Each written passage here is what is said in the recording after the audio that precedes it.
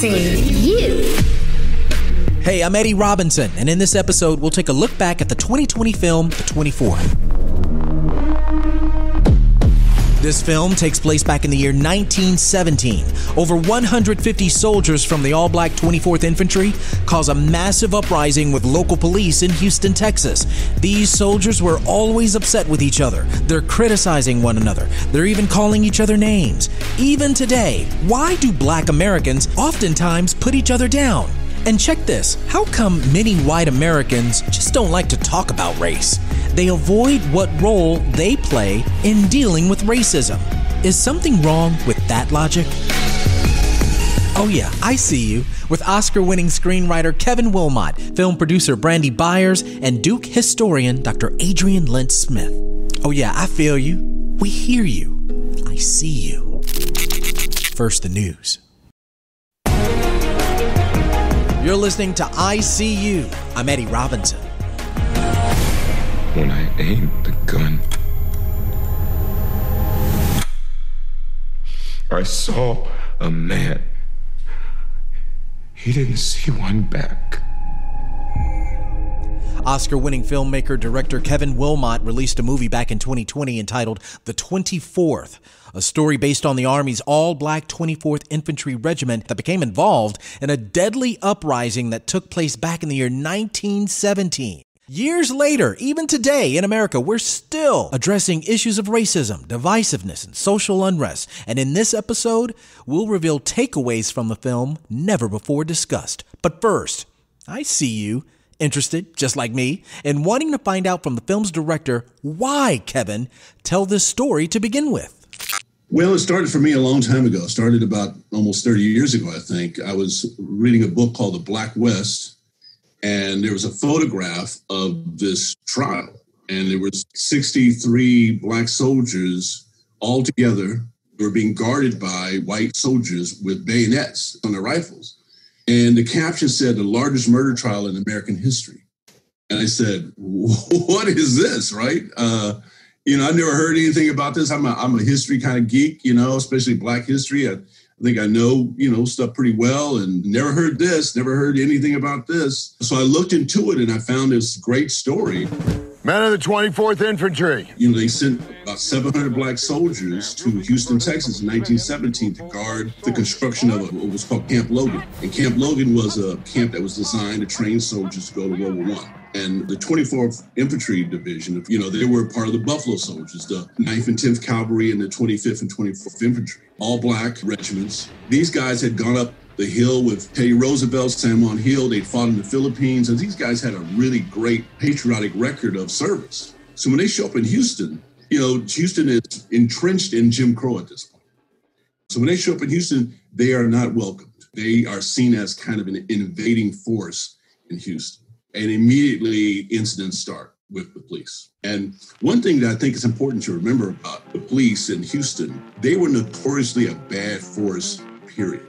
I mean, there's that song Midnight Special, and that song by Lead Belly, Midnight Special, he talks about the Houston police. If you ever go to Houston, if you ever get to Houston, you better walk right. You better not stumble. You better not fight. The Houston police force was notorious for brutalizing black, white, anybody. But they especially targeted these black soldiers. So from the very beginning, they had problems. And it sounds like it needed to be told, with regards to the city of Houston and what was going on in the state of Texas to begin with. What role did the city play with telling this story? Back then, Houston was a major city in the South and had embraced Jim Crow. And these soldiers specifically had a hard time with that.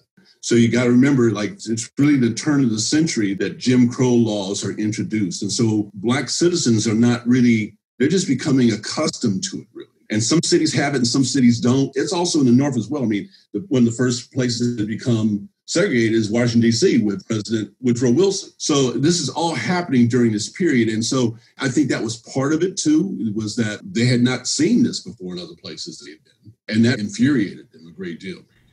What's going on with that dynamic? You have the U.S. fighting overseas, to make the world a better place and to improve democracy, while black Americans weren't really safe in their own country. How would you explain that? Well, during this time, I think people, we hear a lot about slavery, and slavery is obviously the original sin, right? But we also need to know a lot more about that period from 1870 to like 1930 or so. That period is really the thing that defines modern life for Black folks still kind of today, even more than slavery does, because this is where America turns into a modern society. And when America turned into a modern society, Black folks are right there with that. And we were totally shut out of it. And Black folks, when we were shut out, then we say, okay, well, you shut me out, so I'm going to go over here and do my best. So they go over there and they build up the Greenwood section of Tulsa. And you go over there and you build up whatever Black section of every modern city in America that you have today. And all of those sections were eventually attacked during this period I'm talking about, 1880 to about 1930. All of those Black sections of major cities had race riots in one form or another. For 5 days, it was a battleground and a looter's paradise. Colored citizens clashed with police, National Guardsmen, and state troopers. And they specifically went after those sections because of the progress those areas had really made. And so when we say, well, why are Black people still dealing with all these issues? A large part of it is that the things that Black folks built, our things were torn down and they were attacked and destroyed. You're listening to I See You. I'm Eddie Robinson, and we're speaking with Academy Award-winning filmmaker Kevin Willmott about his movie, The 24th. There was an intense level of conflict between Black soldiers in the film. Blacks criticizing how someone walks, how he talks. Where do you think that stems from? Here we are as a race.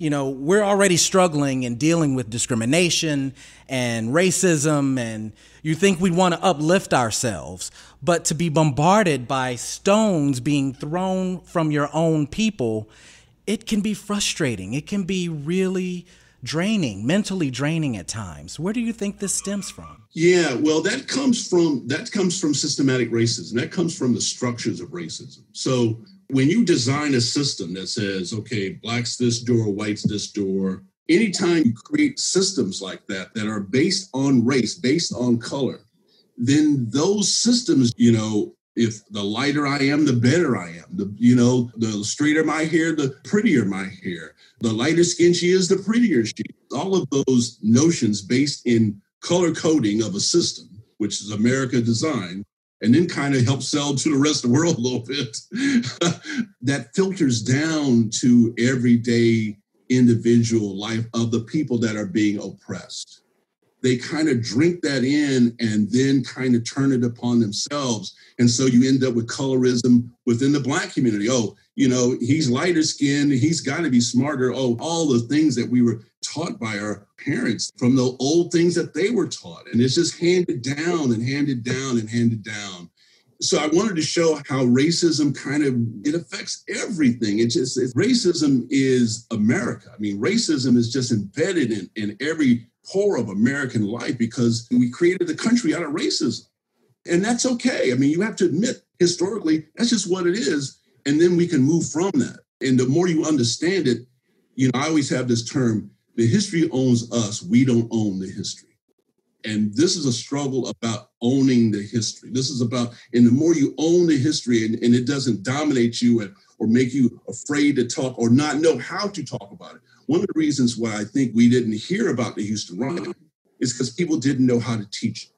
People don't know how to talk about it. Educators, if they had wanted to educate their students about it, how do you teach this? How do you start talking about this? So instead of that, you just push it away and it becomes part of the hidden history. That's, I think, a big part of the problem. Part of what I try to do with my films is, get these stories out because they're American stories. They're not Black stories. These are American stories. These are the things that made America. They come from being American. And the more we accept it and own that and deal with it and become used to this, and it becomes second nature for us to talk about it, we'll have racial progress in the country. Not to give too much away in the film, but there is an element of accountability that white America has to deal with as well. You've had characters struggling with that. And, fast forward to today and what's going on, and you see that dynamic shifting. How do you explain that dynamic? Yeah, well, I mean, what you're saying, what you're getting at, I mean, what Dr. King would say, what he often said was look at the perpetrators as well as the victims. When I look at the perpetrators, I see how they are victimized by being perpetrators. Those policemen's lives have all been destroyed now that murdered George Floyd. Their lives are destroyed. Even if they get off, in which pray to God they don't, even if they get off, their lives are destroyed. That's the thing that this thing does. It destroys everyone in its wake. Anybody involved in this is ultimately destroyed. And so the white community to think that they can just kind of sit idly by and watch this is what we're seeing. I think people know that's not true anymore, that we have to deal with this. So you see folks out there that you didn't see in the 60s. You see people out there, and you see corporations now finally kind of saying, I think Black Lives Matter. And it's amazing that they're saying that but I think they're kind of coming to terms with the fact that this cannot be ignored anymore. I mean, policing grew out of slavery. Policing grew out of monitoring Black people's lives in the Old South. If you get online, you can see badges that slave catchers wore, and they're sheriff's badges. The concept of policing, it happened right after slavery. And so policing starts in the major cities in the North, New York City, places like that. But in the South, it still took the form of slave catching and monitoring and controlling African Americans. So that's still an element of what we have today. Unfortunately, police believe that part of their job is to kind of monitor the Black community. Final question. What message would you like viewers to take away from watching this film? Well, I think the 24th, there's several messages there, but probably one of the big messages is that how much African Americans have always been at the center of trying to be American, and how much we have sacrificed for our love of country, how hard we have tried to be good Americans, loyal Americans. That's what these men were. They were men who were ready and prepared to go die in France for rights they didn't have at home, willing to die with the hope that they'll get these rights, they'll earn the respect of people, and they'll get this back home. And the other big part for me is that the problem that we see in the wake of George Floyd's death, it's not a new problem. It's been here for a very, very, very long time. And I think it tells us it's time for it to end. I think it's time for us to finally change the way we police in this country. Just come to terms with that. Policing has to just inherently change on some level so that these incidents stop. It's as simple as that. Coming up, we reveal takeaways from the 24th, and you just might be surprised with what you hear. And it won't even matter if you've seen the movie or not. Because I See You will return in just a moment.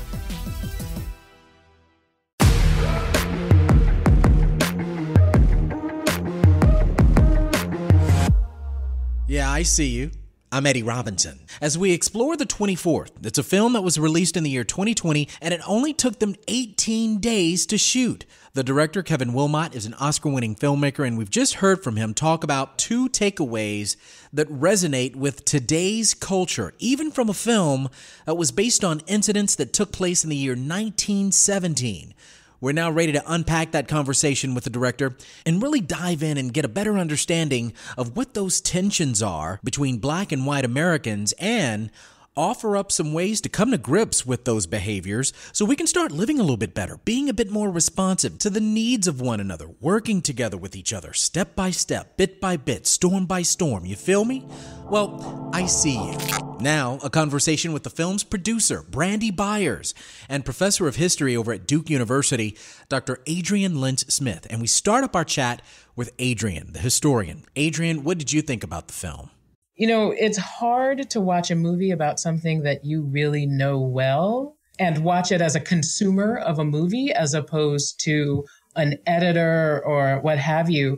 And at some point, I was really struck by how I was able to set aside my version of understanding of what happened in Houston and let this movie just be an artistic product and not have it necessarily be somebody's final senior honors history thesis, And it was moving and entertaining and kind of powerful in its own right as something that has its own internal integrity, not necessarily as something that historians have to come and have opinions about. Although as a historian, of course, I have opinions about everything. Well, that's why we have you on this show. You know the real histories behind the Camp Logan riots, among several other incidents that have happened throughout our course of history, being a historian. Was there anything that surprised you while watching the film?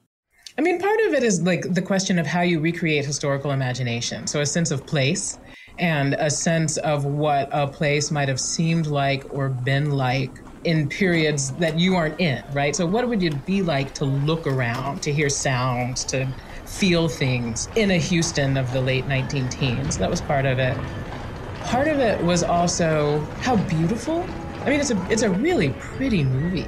And I had the same thought that I had when I watched 12 Years a Slave, which is that there's something really affecting about how horrors can happen in beautiful, beautiful spaces and the tragedy and the disjuncture of that. I think also, I wrote about the Houston riot before I was a junior in college the first time that I wrote about this. I wrote about it partially because I was just so shocked. I became a historian because this was a story that I did not know, and I was stunned that it was a story that I could not know with all of the writing that existed about World War I.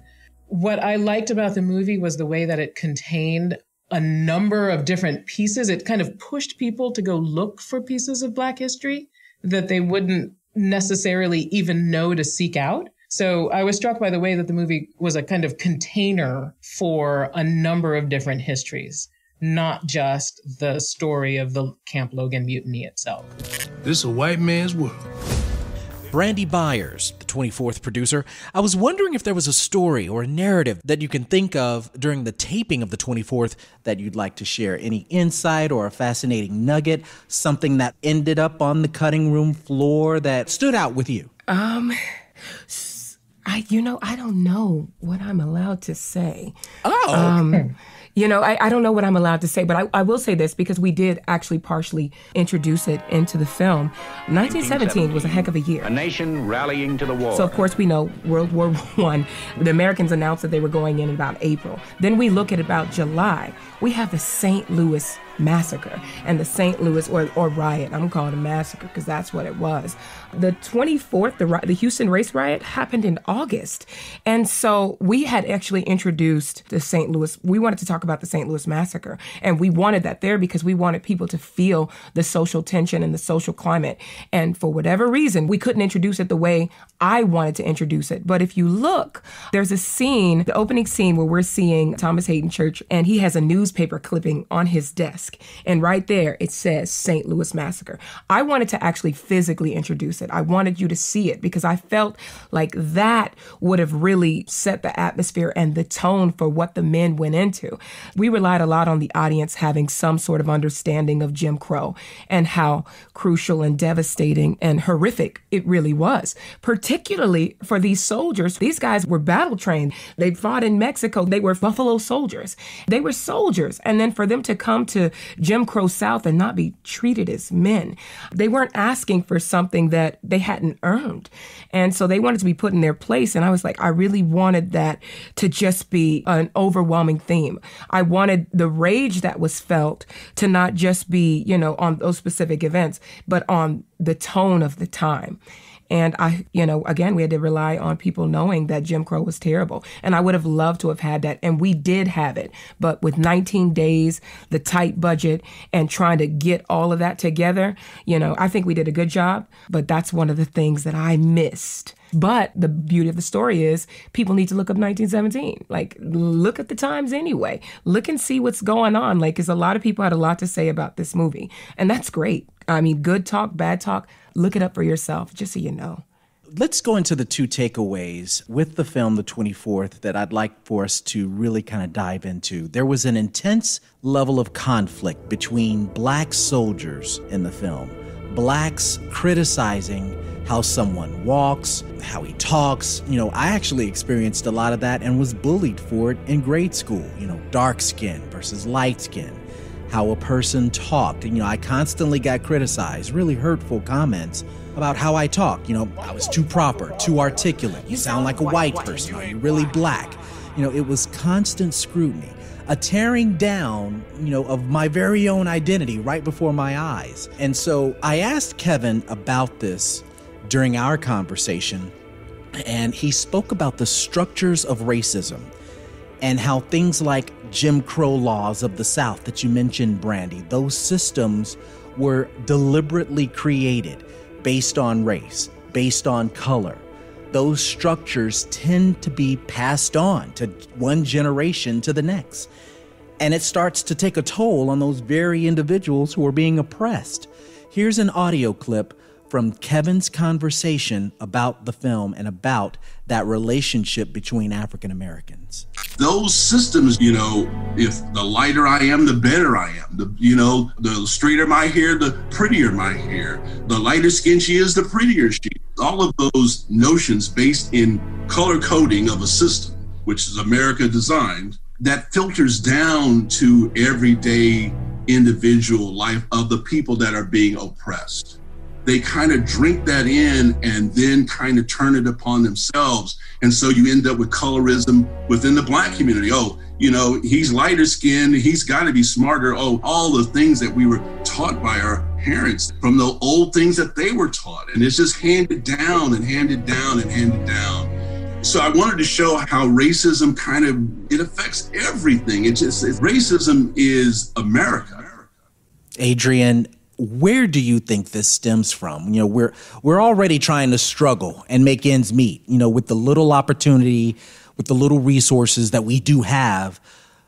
In your opinion, why has it been such a challenge for Blacks to really be supportive of one another, without being so judgmental and discriminatory amongst ourselves as a community? Well, as the director says, the part of it is about internalized white supremacy, right? It's about the ways in which certain narratives of worth, of value, of who can do what, people take in. They don't even know they're taking them in, but they take them in and they replicate them. And so colorism stems from that. This idea of what hair is supposed to look like, all of these things. But I think what the movie does is to kind of try to evoke the heterogeneity of Blackness, to see not just different color, class, educational level, geography, like where people come from and how they end up where they are.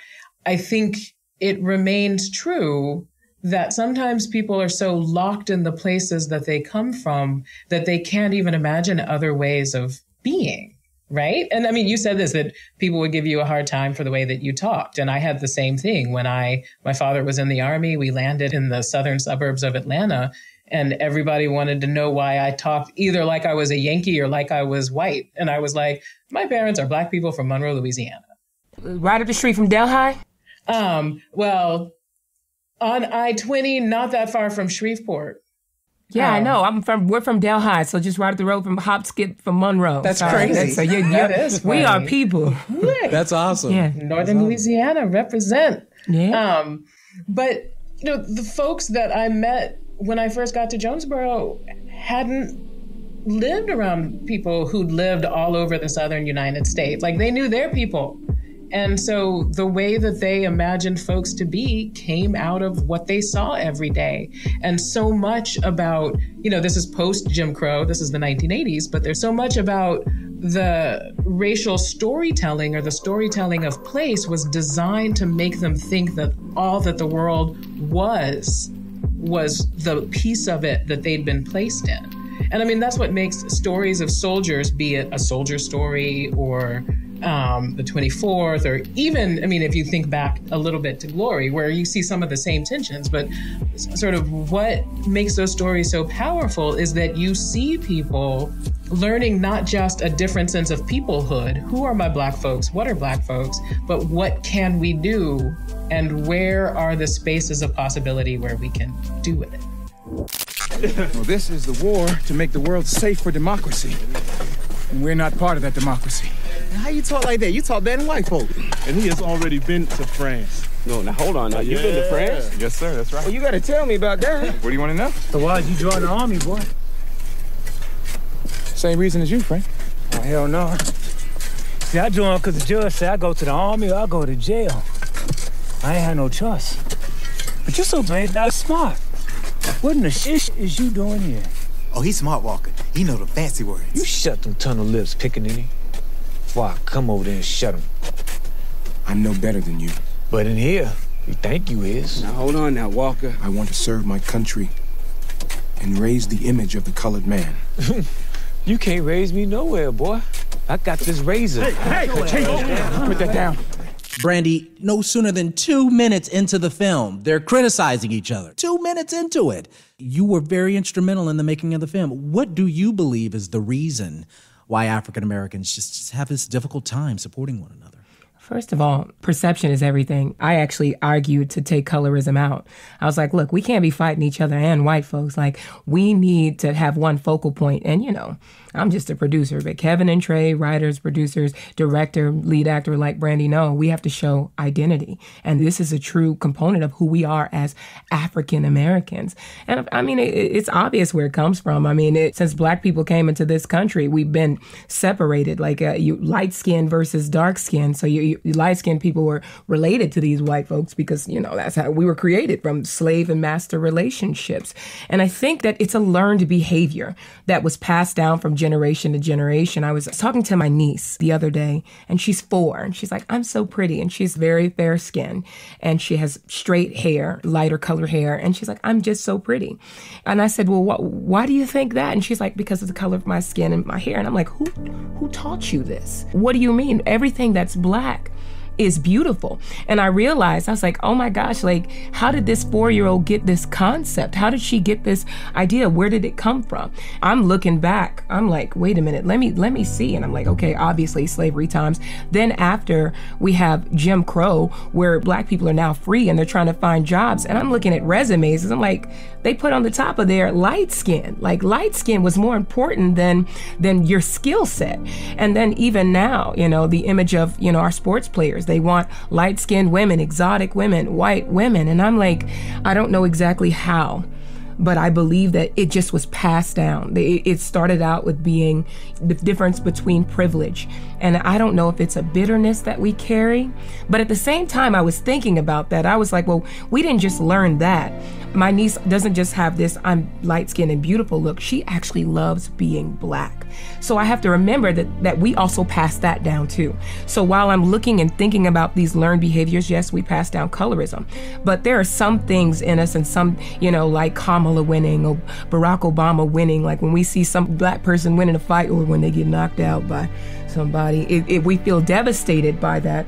And it's really, I think it's a pride that we naturally have. It's like you can see, it's a stimulation that is also a learned behavior. Certain things stimulate that excitement, and then certain things devastate it. And colorism is one of them. I mean, we talk about race as a social construction, but I think it's also important to think about Blackness as a political category and a category of affiliation that sometimes people assert and choose, and sometimes that's imposed on them. So the flip side of colorism is, I don't care how light-skinned you are, sometime you're going to find yourself in a situation where you're going to be Black. And like, you know, somebody in your junior high school is going to give you a hard time because you talk a little bit like a public radio newscaster, right? But that very way of speaking can be the thing that will incite someone to attack you for thinking that you are above or beyond where they think that you should be. So those things go together.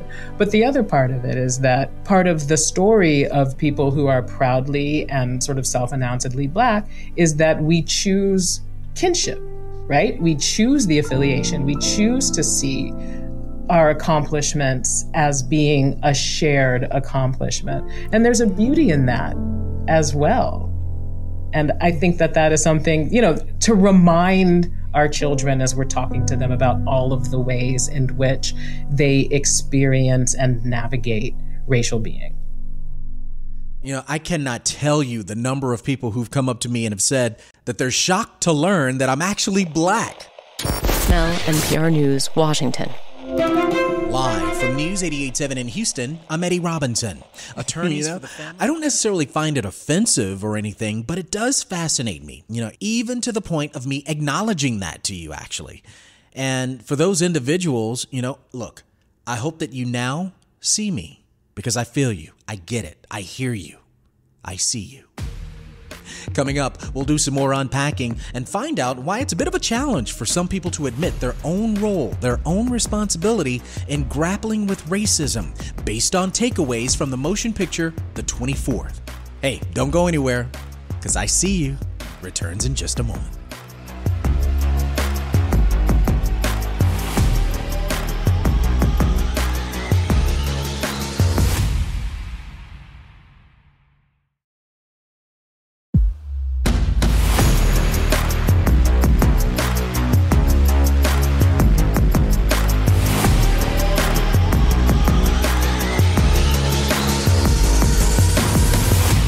I See You. I'm Eddie Robinson.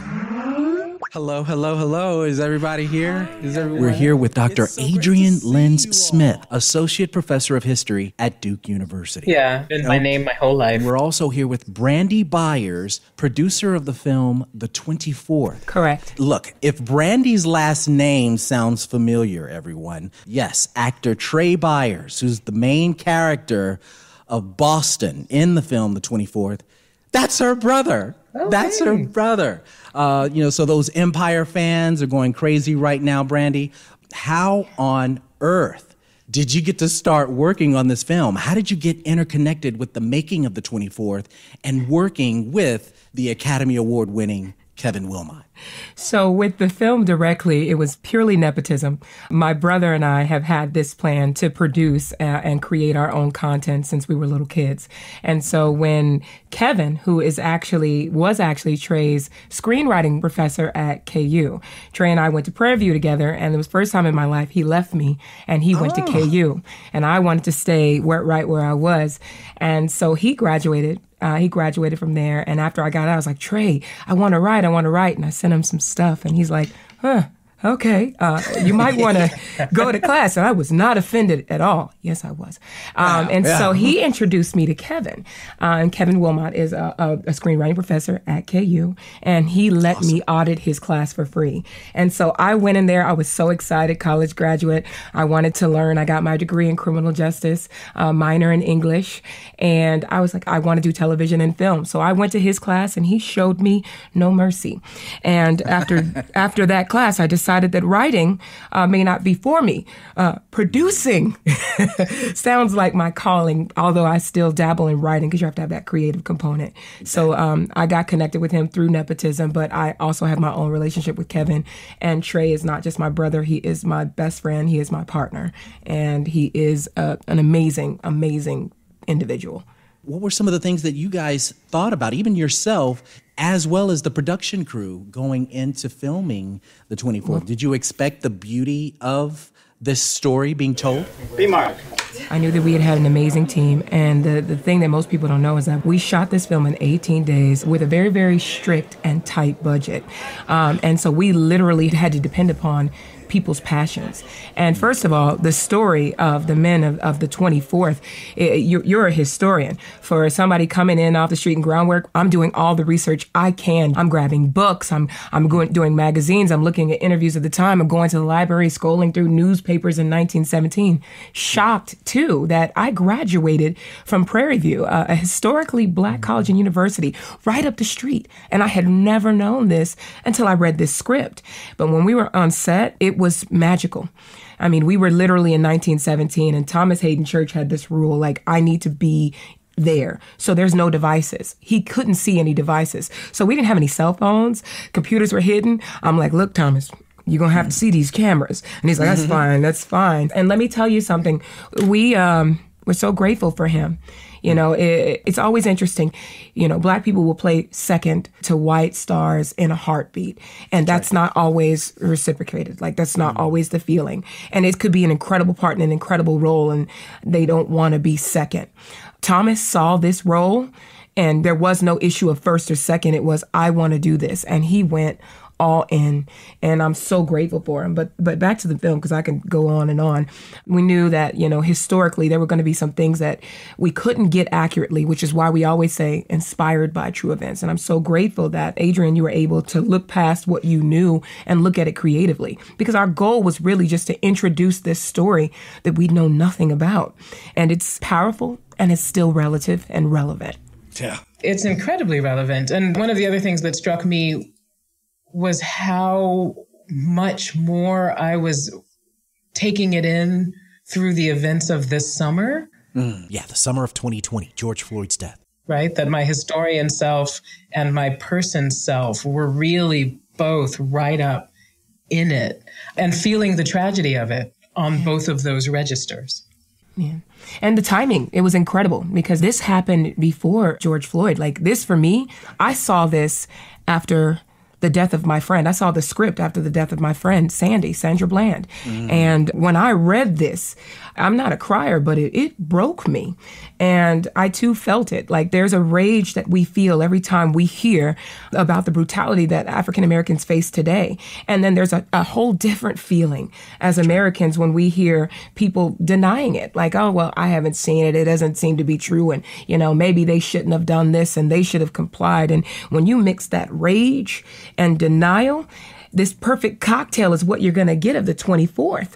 It's a level of empathy that we all need to have, and that particularly our white counterparts, in order to ensure that, history doesn't repeat itself, because we all know that it has a tendency to do so. All right, the second takeaway I'd like us to talk about before we end this conversation, it has to do with accountability and what role white Americans play in this discussion about racism. And the film, The 24th, just does an excellent job in showing how certain characters in the film were really struggling internally, feeling somewhat troubled with how to grapple with what their own footprint looked like in all of this. And there's a shift in consciousness that's underway, but is it enough? Kevin Willmott spoke on this during our conversation as well. What Dr. King would say, what he often said was, look at the perpetrators as well as the victims. When I look at the perpetrators, I see how they are victimized by being perpetrators. Those policemen's lives have all been destroyed now that murdered George Floyd. Their lives are destroyed. That's the thing that this thing does. It destroys everyone in its wake. Anybody involved in this is ultimately destroyed. And so the white community, to think that they can just kind of sit idly by and watch this is what we're seeing. I think people know that's not true anymore, that we have to deal with this. Adrian, I'm going to let you speak on this first, but it reminded me of the character that we spoke about earlier, Thomas Hayden Church. His character, Colonel Norton, the colonel, who's white, is indeed struggling with having to deal with the situation his 24th Regiment is under, the harassment, the violence his soldiers are experiencing, even with local law enforcement, and the colonel's own conscious of how he should deal with this matter. And he knows that he knows, right, what the problems are, what the stakes are, why even some local law enforcement couldn't even stand the fact that these black soldiers are even wearing a uniform. In Colonel Norton's mind, there's a struggle that's taking place, and many white Americans find themselves in that same predicament. I mean, I thought that character was really striking because he's a good man and he recognizes goodness in other people, but he's still looking for the exception, right? He's looking for the person to raise up and to bring forward out of that group of people. William, help me save your life. No! The actions I took with the men come from the same self you find worthy of saving. If I am worth it, then so is every man in this regiment that marched on Houston. I am them and they are me. You can make a difference. You can go to officer training, become an officer. You can affect the careers of thousands of colored soldiers. I am them. And they... Damn it! So when Boston says back to him, I am them and they are me, right? This isn't about you sending me forward as the emissary. This is about you recognizing the ability and the potential in every man under your command, right? And there's a certain paternalism to his sense of responsibility, which you can't critique him too hard for because it is the water that he's swimming in. That sense of paternalism comes with commitment makes him better than many of the people there. But, if he's on a journey and he's supposed to stand in for the way that, all kinds of white folks are on a journey, then it's important. And I think his character comes to realize that towards the end, that white supremacy as a system of exploitation and abuse does bad things to everybody participating in it. And as Willmott just said, part of it is about diminishing the humanity of the people who allow it to continue, never mind debasing or sort of, hurting the lives of the people to whom it's happening. But there's also a level of exploitation. Like white supremacy is a justification for economic and political exploitation. And that is an exploitation of everyday working class white folks just as it is most Black folks. And then what they're given as sop is to say, oh, but you're white, so that's better, right? And you can't eat whiteness. You cannot. And so when people pull back and critique this whole system that tries to naturalize broad injustice, then they're fighting for something that makes the world better for everyone, except for those few who are concentrating all of their resources in their hands. So I think that some of the stuff, it's not explicit in the storytelling, but it's there if you sit with the storytelling and kind of follow it out to some of the places it can take you. All we want is what's best for you. Tell me the issues with my men will be addressed. These boys are not our men. They're the cleanup crew. They're men. They are my men. And they have honor. They deserve better than this. I always argued to Father that you were a good soldier. That you were dealt a bad hand, but you did the best you could. We're the only ones left, Charles. We're counting on you to make our family proud. I'm really curious, and Brandy, please, I want to hear your thoughts, but it's interesting. Could you make any kind of correlations to today? It's fascinating enough of the 2020 election.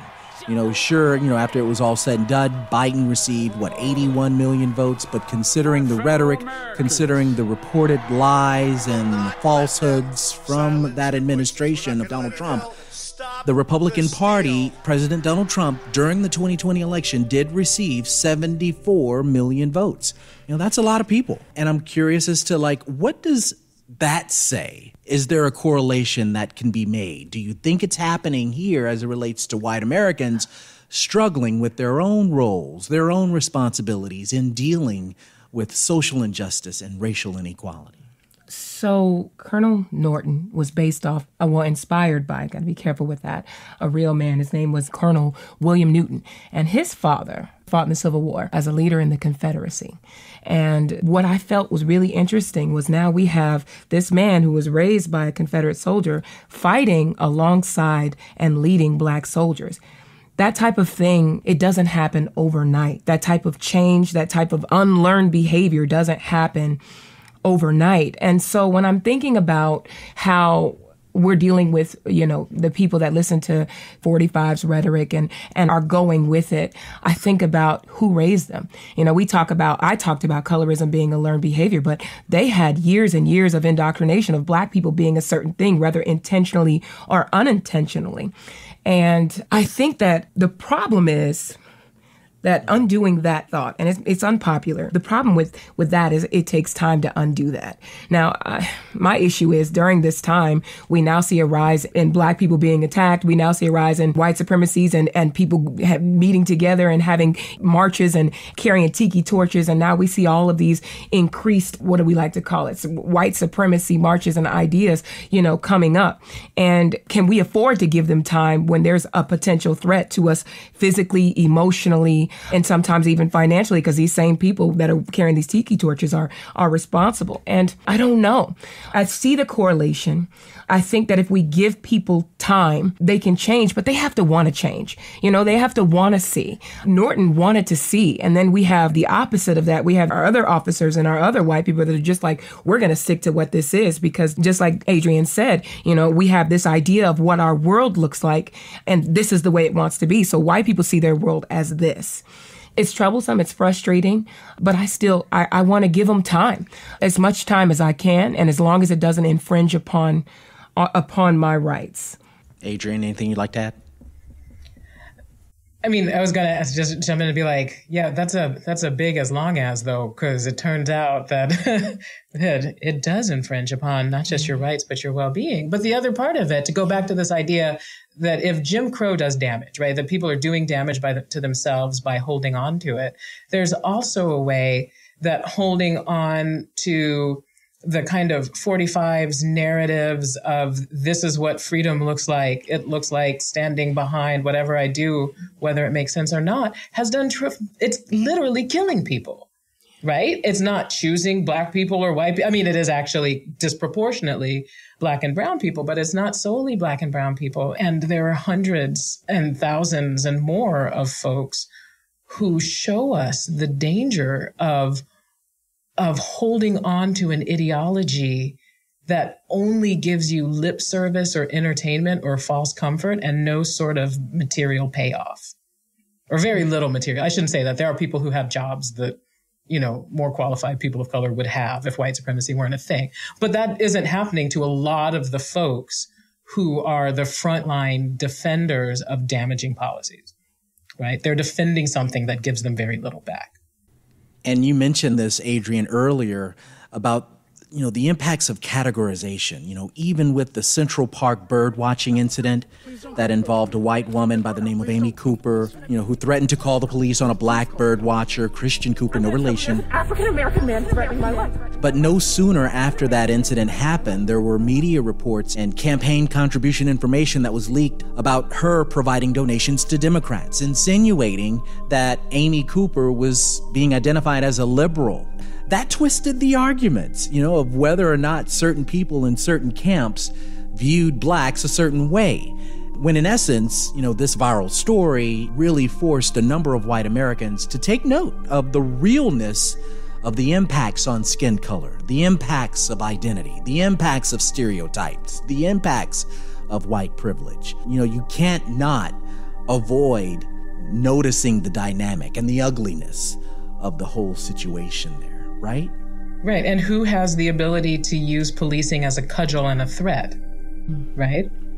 Exactly. Yeah. And Kevin Willmott mentioned that in terms of the history behind policing in and of itself.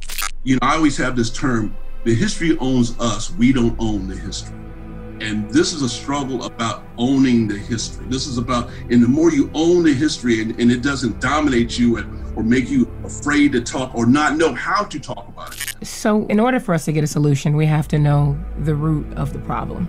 And a lot of what we're seeing, actually, I'm not even going to say a lot, everything that we're seeing now, the crux of racism and the experience, the problems with that, all rooted from slavery. I mean, there's slavery, there's Jim Crow, there's so many things that we're dealing with now that are relevant. And if we don't understand the history of that, if we don't have these stories, we'll never know, we'll never learn. I wouldn't have had any idea about the 24th had it not been for movies, for this movie, had it not been for A Night of Violence and the books that were out there. If I'm going to leave with the importance of this, you have to not only watch the movie, but you have to take the movie and then grow from it. Like, grab whatever thing you can find on TV that interests you, that's true. Just do your own research, study, learn, grow. Because if we don't take the time to figure out where we came from, why we think the way we think, why we act the way we act, why we respond the way we respond, and there are things in the world that we just simply don't understand, we can look to history and we can look to these stories and we can move forward in a progressive way that doesn't limit us to our learned behaviors. And that when you have these stories, you have these examples of identity that you can figure out who you are and who you want to be based on what's already happened, and now you know where it came from. Do I want to follow in this? Do I want to keep going? Or do I want to be something different? Sometimes it's funny. Sometimes people don't want to hear from historians at all because they want to just look towards the future and think that they're not burdened by anything that has come before. And then somewhere something happens that makes them realize that you can't go forward unburdened by what's come before. Right? The other version of Willmott's statement is the quote that every, Southern writer borrows from Faulkner, which is that the past is never dead. It's not even the past. We live in the world that what has come before us made. And so we need to understand something about that world. And in addition to slavery and Jim Crow, I'd say it's also really important to think about the legacies of Reconstruction and the blowback against that, and the biracial agrarian movement that came after Reconstruction that white supremacy was a response to, right? It's not a response to Black weakness. It's a response to Black power and the threat of what a really fully realized American democracy would really, like what it would mean and what it could do. But the other part of history, or why it matters, is that storytelling matters. Making sense of our world, be it past, present, or future, through language, through putting pieces together, through imagination work, is powerful and necessary and fundamental to all of our being. And the past offers a wealth of meaningful stories that we can sometimes get to uncover the actual history, and sometimes just borrow from as like the material for making sense of our now. And all of that's there to us, and it's beautiful and it's important. And I hope that as we all try to figure out how to be in these difficult times, that we remember it as a material and weapon, really. Making sense of the now. I like that. I See You. Brandy Byers, producer of the film The 24th, and Dr. Adrienne Lens Smith, Associate Professor of History at Duke University. Thank you enormously for taking the time out of your busy schedule and doing this with us. This is I See You, a production of Houston Public Media. Our intensive care unit, Technical Director Todd Halslander, producer, editors Connor Clifton and Shannon McCurchie, and sound designer Dave McDermott. Visit our website, iseeushow.org, and be sure to subscribe to our podcast. I'm your host, Eddie Robinson. Thanks so much for listening. Okay, what's next? Also, may I just say, Eddie, every time you say, I see you, I want to be like, I see you too. It sounds so like, it's genuinely comforting. It's exciting.